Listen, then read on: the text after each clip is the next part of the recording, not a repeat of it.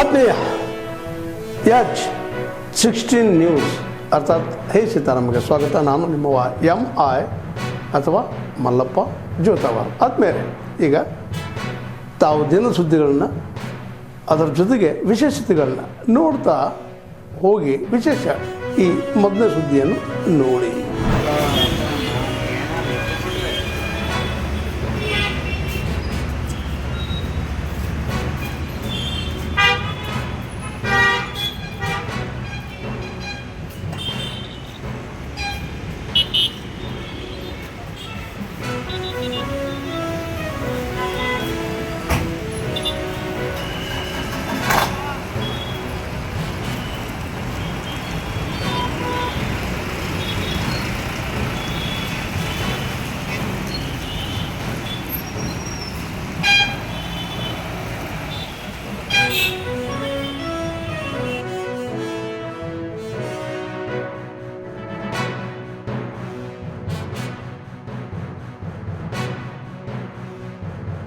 ಇಂದನೇ ಮಾತಾಡಿದ್ದೇನೆ.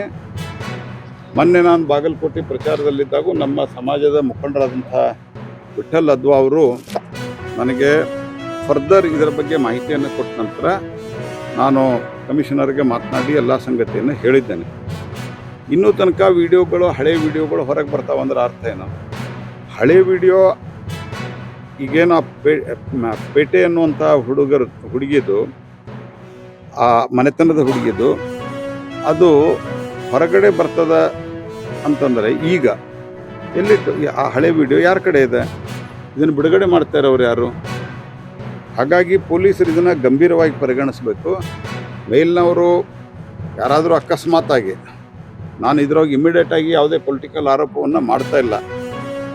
ಯಾರೋ ಇಲ್ಲಿ ಲೋಕಲ್ ಕೆಲವರು ಕುಡಿ ರಾಜಕಾರಣಿಗಳು ಇದರೊಳಗೆ BJP ಕಾಂಗ್ರೆಸ್ಸನ್ನು ಮಾಡಲಿಕ್ಕೆ ಹೊರಟರು. ಇದು ಸಮಾಜದ ಮಹಿಳೆಯ ಸುರಕ್ಷತೆ ಮತ್ತು ಸ್ವಾಸ್ಥ್ಯದ ಪ್ರಶ್ನೆ ಇದೆ ಇದು.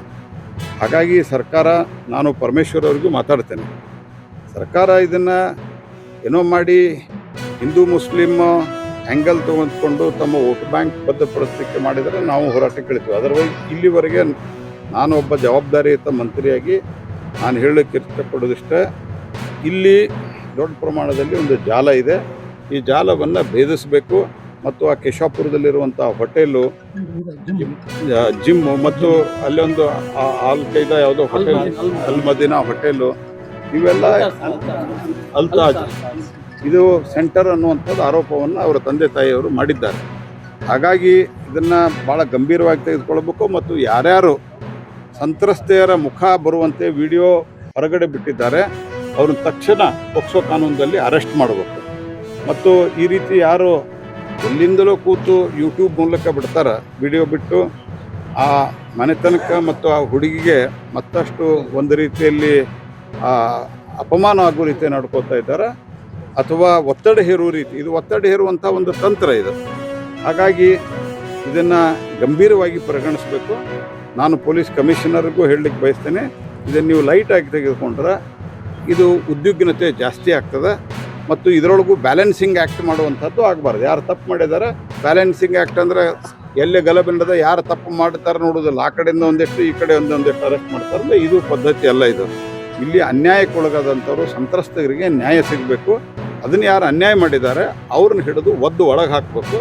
ಇಲ್ಲ ಅಂದರೆ ಆವಾಗ ನೋಡ್ರಿ, ಆ ನಂತರ ಇಲ್ಲ ಇದು ಅವರು ಪೊಲಿಟಿಕಲ್ ನಾವು ಯಾವುದೂ ಪೊಲಿಟಿಕಲ್ ಲಾಭ ತೆಗೆದುಕೊಳ್ಳಿಕ್ಕೆ ಇದರ ವಯಸ್ಸಲ್ಲ. ಸಂತ್ರಸ್ತೆಯರ ಸಣ್ಣ ಸಣ್ಣ ಹುಡುಗಿಯರನ್ನ ಇಟ್ಕೊಂಡು ನಮಗೇನು ಪೊಲಿಟಿಕಲ್ ಲಾಭ ತೆಗೆದುಕೊಳ್ಳೋದಿದೆ?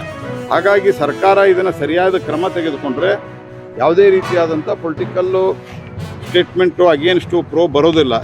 ಇದರೊಳಗೆ ಯಾವುದೇ ಪೊಲಿಟಿಕಲ್ ಇಂಟರ್ಫಿರೆನ್ಸ್ ಮಾಡಲಿಕ್ಕೆ ಅವಕಾಶ ಇರಲಾರ್ದೆ ಪೊಲೀಸ್ ಕಮಿಷನರ್ ಇದನ್ನು ಸರಿಯಾದಂಥ ರೀತಿಯಲ್ಲಿ ತನಿಖೆಯನ್ನು ಮಾಡಿ ತಪ್ಪಿತಸ್ಥರನ್ನ ಒಳಗೆ ಹಾಕಬೇಕು, ಅವ್ರ ಮೇಲೆ ಕ್ರಮ ತೆಗೆದುಕೊಳ್ಬೇಕು. ಮತ್ತು ಈ ಹೋಟೆಲ್ ಏನು ಸೆಂಟರ್, ಜಿಮ್ದಲ್ಲಿ ಎಲ್ಲೆಲ್ಲಿ ಈ ರೀತಿ ಚಟುವಟಿಕೆ ನಡೀತಾವೆ ಅವರೆಲ್ಲರ ಮೇಲೆ ನಿಗಾ ಇಡುವಂಥ ಕೆಲಸವನ್ನು ಮಾಡಬೇಕು.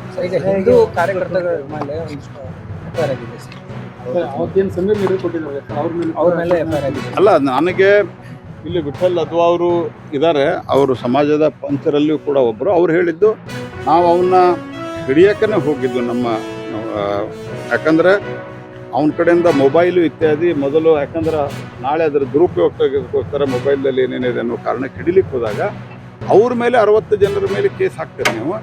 ಇಲ್ಲಿ ಬಂದು ಯಾರು ಗಲಾಟೆ ಮಾಡಿದ್ದಾರೆ, ಆ ಹುಡುಗಿ ಕಂಪ್ಲೇಂಟ್ ಕೊಟ್ಟಿದ್ದಾಳೆ, ಆಕೆ ಸಂತ್ರಸ್ತೆ, ಆಕೆ ಮನೆ ಮುಂದೆ ಗಲಾಟೆ ಮಾಡಿದವ್ರು ಇನ್ನೂ ತನಕ ಒಬ್ಬರು ಅರೆಸ್ಟ್ ಆಗಿಲ್ಲ. ಇಲ್ಲೇನು ನಡೆದ ಹಂಗಾರೆ ಸರ್ಕಾರದ ಪೊಲೀಸ್ ವ್ಯವಸ್ಥೆ ಒಳಗೆ? ಇದನ್ನು ಪೊಲೀಸ್ ಕಮಿಷನರ್ ಗಂಭೀರವಾಗಿ ತೆಗೆದುಕೊಳ್ಬೇಕು.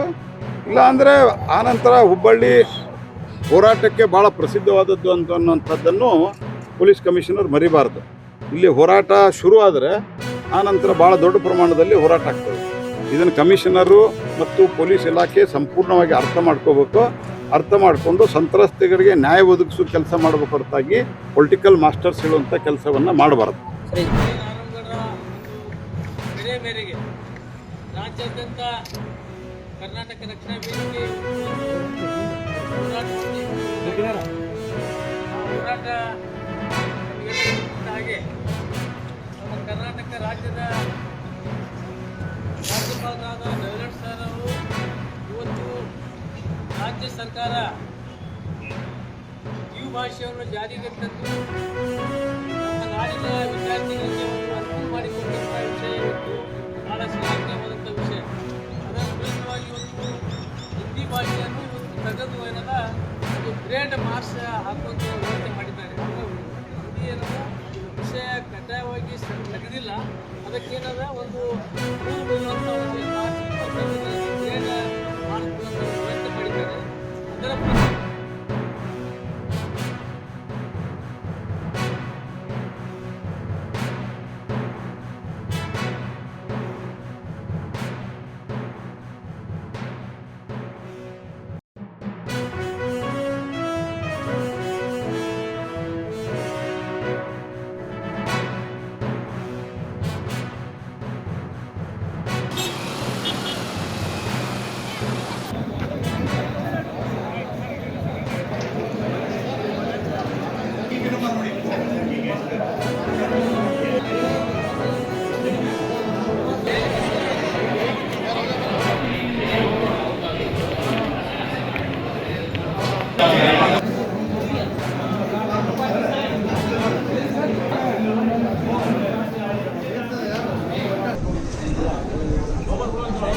ತಾವೆಲ್ಲ ಇಲ್ಲಿವರೆಗೆ ಸುದ್ದಿಗಳನ್ನು ನೋಡಿದಿರಿ, ಜೊತೆಗೆ ವಿಶೇಷ ಘಟನೆಗಳನ್ನು ಸಹ ನೋಡಿದಿರಿ.